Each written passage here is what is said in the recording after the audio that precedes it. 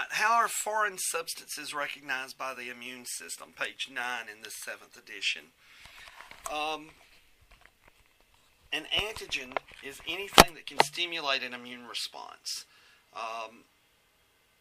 It doesn't always stimulate an immune response, but there's lots of evidence to suggest that there are things out there that can be used to stimulate an immune response.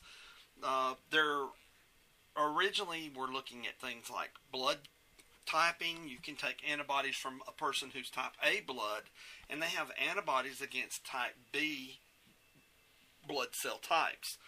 And one of the main reasons they can do that is because there's cross-reactivity between some of the bacteria in the gut that look similar enough to the B antigens on the surface of the B blood cells that a person who doesn't have an immune system who's adaptive will produce antibodies against the B.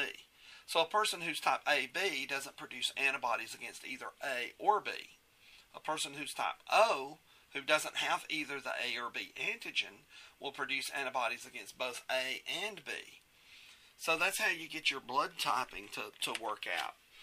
Antigens are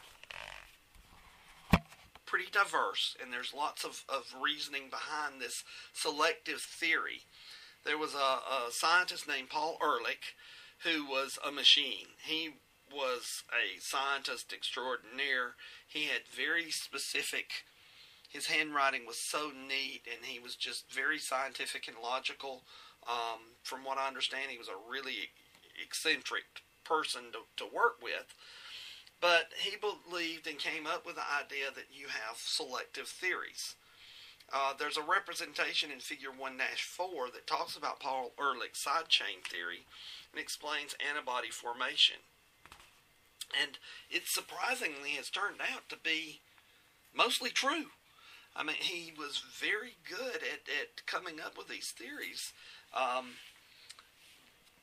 There were some things that he didn't know, but then there's this whole clonal selection theory that's been come out since then. Imagine the immune system being you, and you're getting attacked by some alien from outer space. You don't know how big the alien is. It could be as big as a building. It could be as small as a bacterium. So you've got to come up with some ways of attacking the invading army that's coming in before you even have seen what the enemy looks like. So the immune system uses some common features. All organisms have proteins. All organisms have lipids. All of them have glycolipids.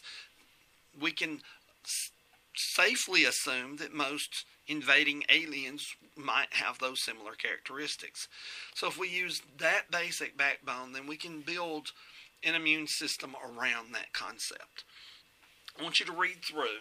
There's an outline for the humoral and cell-mediated theories, but this is something that you're just going to have to read. I could sit here and read it to you, but it's not going to help you understand it. So take the time to read through the rest of this chapter. Pay close attention to PAMPs. These are pathogen-associated molecular patterns. Okay. PAMPs are things that pathogens have in common. Almost all bacteria have peptidoglycan. So if we have a PRR, which is a pattern recognition receptor on our white blood cells that will recognize peptidoglycan, that's a universal feature of most bacteria, then we can develop antibodies against those organisms by recognizing and attacking it.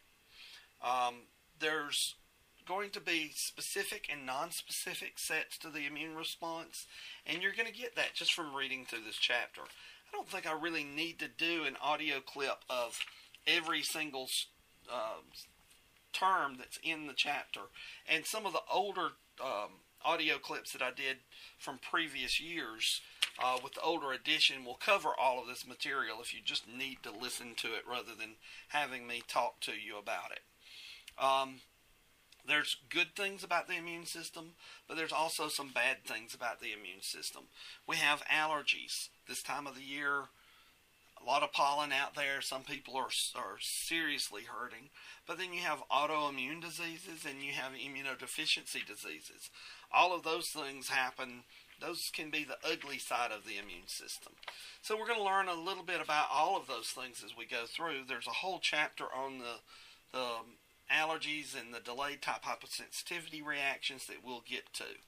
Autoimmune diseases, there's several out there.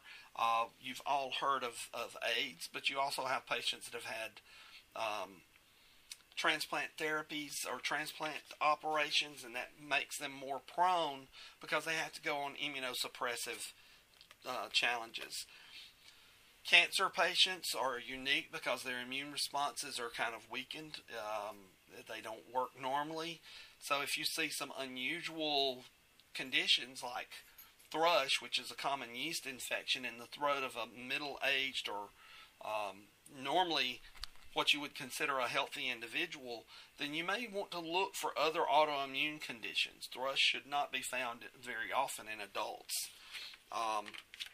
So that's chapter 1. I'll do more audios for chapter 2.